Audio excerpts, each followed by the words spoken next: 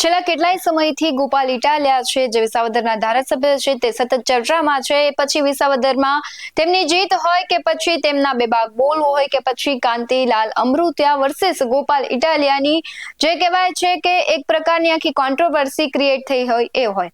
સતત ચર્ચામાં રહેતા ગોપાલ ઇટાલિયા ફરી એક વખત તેમણે એવું નિવેદન આપ્યું છે।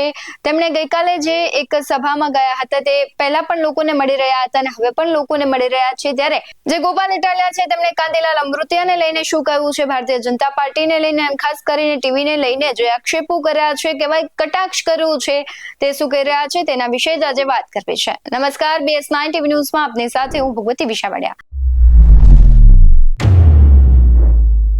આમ તો વિસાવદરની ચૂંટણી જાહેર થયાની સાથોસાથ જ જે ગોપાલ ઇટાલિયા છે તે મહેનત કરવા લાગી ગયા હતા અને મહેનતનું ફળ રૂપે તે હવે વિસાવદરના ધારાસભ્ય બન્યા છે।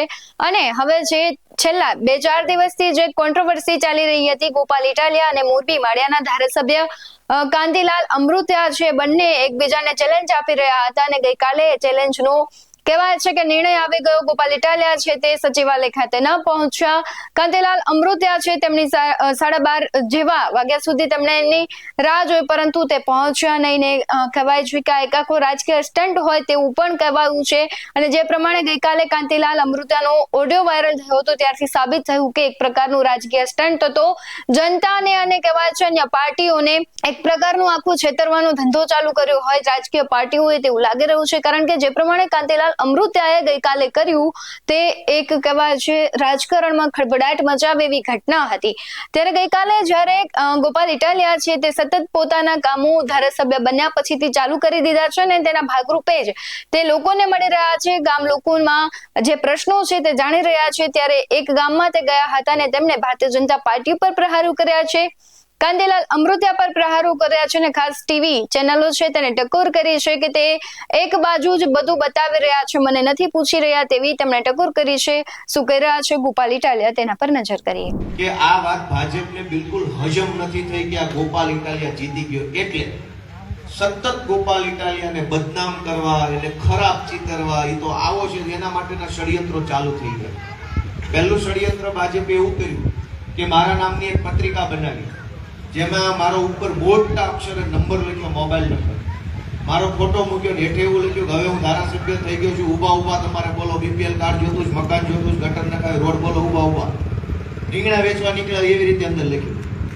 આ પત્રિકા આખા ગુજરાતમાં ભાજપે વાયરલ કરી મારા નંબર સાથે। હવે મને બધા જિલ્લામાં ફોન આવે છે કે આ ભાઈ મકાન કેદુનું પડતર છે, ક્યારે કરી દેશો, બોલ ધારાસભ્ય બની ગયો છે। એટલા બધા ફોન આવે છે, એટલા બધા ફોન આવે છે કે એની વાત જવા। અને બાકી રહી ગયું તો આ મોરબી વાળી ઘટનામાં મારો નંબર ત્યાં બધે તે ભાજપના જે ગુંડા બદમાશ ટાઈપના માણસો એને વાયરલ કર્યો। આજ સવારથી મારામાં લગભગ 500 ફોન આવ્યા, કાં આવ્યો નહીં, ફાટી રહી, કેમ નો આવ્યો, લઈ લીધું, આમ થઈ ગયું, તેમ થઈ ગયું, એટલા બધા ગાલી ગલોચના ફોન મને આજ સવારથી આવ્યા છે। ઉપાડવી સીધી ગાળું ચાલુ કરે, કેમ નો આવ્યો, શું થઈ ગયું, લઈ લીધું, આમ તેમ। અમે ક્યાં કીધું તું કામ? પણ દોસ્તો આ હલકાઈ કહેવાય, આ હલકાઈ છે। તમે મારો નંબર આખા ગુજરાતમાં આપી દો અને એમ કહો કે આને ગાળું દેવાના ફોન કરો, એ વ્યાજબી વાત છે? હવે થાય છે, હું પ્રભાતપુરમાંથી સરપંચ મને 2-3 વાર ફોન કર્યો, મારે એને વાત ન થઈ, મને ખબર છે કે એનો પણ હમ નકરા નકલી ફોન જ આવ્યો કરે, ગાળું ના, આના તેના, હું થઈ ગયું, તેમ થઈ ગયું, કેમ કામે ચડ્યો ને કેમ ફોટો મૂક્યો, કેમ આવું કર્યું। તો પહેલી વાત એને આ ધંધા ચાલુ કર્યા છે, એના ઈ ધંધામાં ટીવી વાળા એના ભેગા છે, 3 દિવસથી ઉપાડો લીધો છે, પણ કોઈ પૂછતું નથી ગોપાલ ઇટાલિયા નથી બોલ્યો તો હું કામ આ ધંધો કરો છો? ટીવી વાળાને ખબર જ છે કે હું નથી બોલ્યો, તમને ખબર છે હું નથી બોલ્યો, બધાને ખબર છે કે બોલ્યો છે। કોઈ એને સવાલ પૂછવાના બદલે મારું ખરાબ કેમ દેખાય, ગોપાલનું ખરાબ કેમ દેખાય, લોકોમાં કેમ બધા અહીંયા બમુડા લઈને આવ્યા બધા વિસાવદર, ગોપાલ ઇટાલિયા રાજીનામા આપશે, તમારે શું કેવું છે? પણ એલા કીધું જ નથી, એને ખબર છે ગોપાલ નથી બોલ્યો તો અમદાવાદ ક્યાંય લાંબા થયા। હવે સામાન્ય માણસને શું થાય, આમાં એવું થાય કે ન થાય? મને ખરાબ ચિતરવા માટે, લોકોની નજરમાં જે મને પ્રેમ મળે છે, બહેનોના આશીર્વાદ મળે છે, એ કેમ ઘટે એના માટેના ષડયંત્ર ચાલુ થયા છે। ફેસબુક ઉપર અનેક નકલી આઈડી બનાવ્યા છે, પણ હું તમને એક વિનંતી કરું છું કે ગમે એવા સમાચાર આવે ટીવીમાં કે મોબાઈલમાં, વોટ્સએપમાં, હાવ સાચા સમાચાર હું છે જાણવું હોય તો ગોપાલ ઇટાલિયા નામના ફેસબુકમાં જોઈ લેવા, ન્યા હોય ને સાચું। જ્યાં જે નો હોય એમાં પડતા નહીં, કેમ કે હવે આની પાસે બીજો કોઈ રસ્તો, નવરા પડી ગયા, તમે નવરા કર્યા એટલે અપવાદ ફેલાવશો. ગોપાલ ઇટાલિયા નામનું મારું બ્લુટિક વાળું એક ફેસબુક આઈડી છે, એમાં તમે બધા જોતા રહેજો, સાચા સમાચાર એમાં આવશે. અને છતાંય કઈ એવી કઈ ગૂંચવણ થાય એવી વાત આવે તો રાકેશભાઈ ફોન કરી પૂછ લેવું, ભાઈ સમાચાર સાચા છે કે ખોટા? કેમ કે હમણાં આ 2 વર્ષ આ જ આવવાનું છે, અપવાદ ફેલાવશે, એની કઈ બીજો ધંધો નથી. તો તમારા બધાનો હું હૃદયપૂર્વક ખૂબ ખૂબ આભાર વ્યક્ત કરું છું. મારા લાયક કંઈ પણ કામ હોય તો રૂપાપરા સાહેબ, હરિભાઈ અને આપણા રાકેશભાઈ ત્રણેય મારા લાઈવ સંપર્કમાં છે. ત્રણેય ભાઈ નંબર છે, અમારે ત્રણેયની વાતો થયા કરે છે. એ સિવાય હરેશભાઈ સાવલિયા છે, અમારા જિલ્લાના પ્રમુખ છે, આખા જિલ્લાના, એને પણ તમે કહી શકો છો. અને બાકી જેની પાસે મારો નંબર હોય વોટ્સએપમાં લખીને મને કંઈ સૂચના આપવી હોય, માહિતી આપવી હોય, માર્ગદર્શન આપવું હોય તો એ તમે બધા આપશો તો મને ખુશી થશે.